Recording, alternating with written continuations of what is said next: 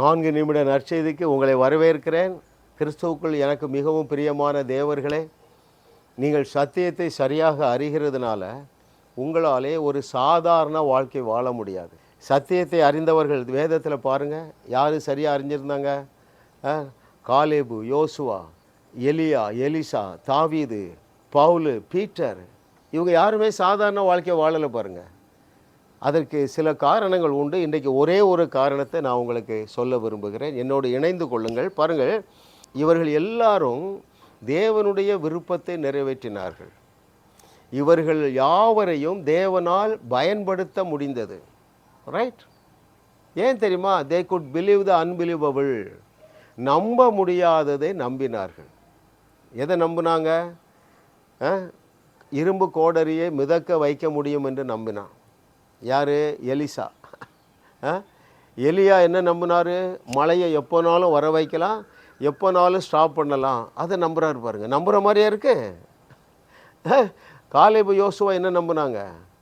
நான் பேசினா சூரியனும் சந்திரனும் கீழ்ப்படியும் என்று நம்பினாங்க. அப்போது இவர்கள் எல்லாருமே சூப்பர் நேச்சுரலாக பிலீவ் பண்ணுறாங்க. ரைட்? Thank God.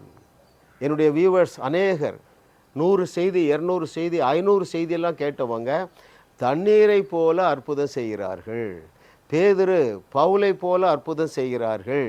இப்போது இந்த சூப்பர் நேச்சுரல் பெர்ஃபார்மன்ஸ் அல்லது இந்த இயற்கைக்கு அப்பாற்பட்ட விதத்தில் அற்புதம் செய்கிறதுல உள்ள 2 நிஜத்தை உங்களுக்கு சொல்லி தரட்டுமா?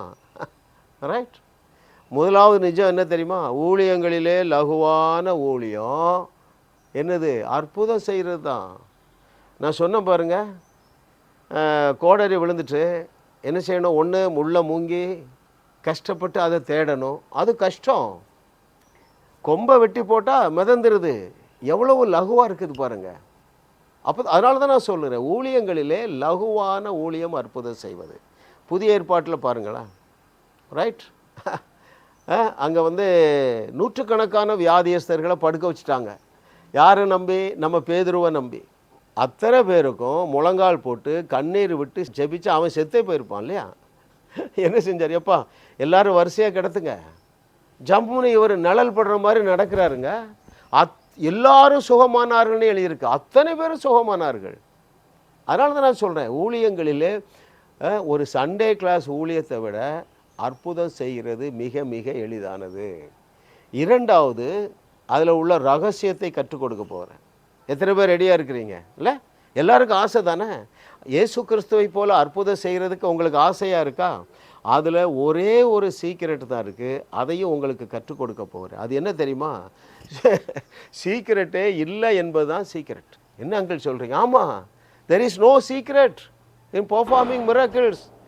அற்புதம் செய்கிறதுல எந்த ரகசியமும் இல்லை என்பது தான் ரகசியம். நான் சொல்கிறத கவனிங்க. இயேசு என்ன சொன்னார்? வியாதியஸ்தர்கள் மேல் கைகளை வைப்பீர்கள், அப்பொழுது அவர்கள் சொஸ்தமாவார்கள். இதில் ஏதாவது சீக்கிரட் இருக்கா?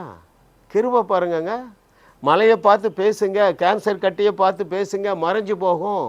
ஒரு சீக்கிரட்டும் இல்லை.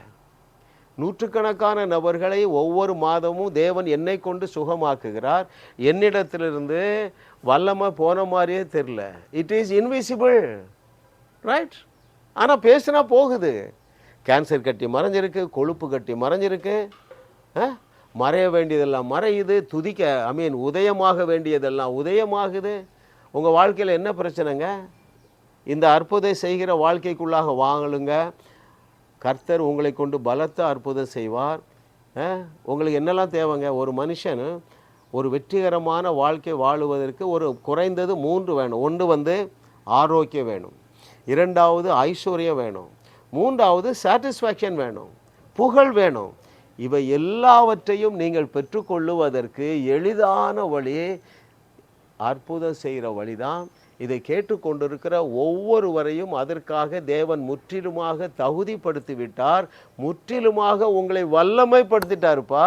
இந்த 2ஐயும் அறிந்து கொள்ளுங்கள். ஆச்சரியமான, அனுகூலமான, பூமி தாங்க முடியாத ஆசீர்வாதங்களினால் நீங்கள் நிரப்பப்படுவீர்கள்.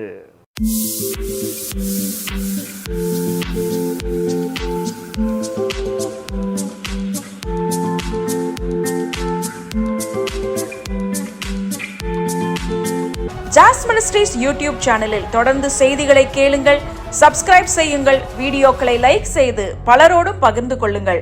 அவர்களும் ஆசீர்வதிக்கப்படட்டும்.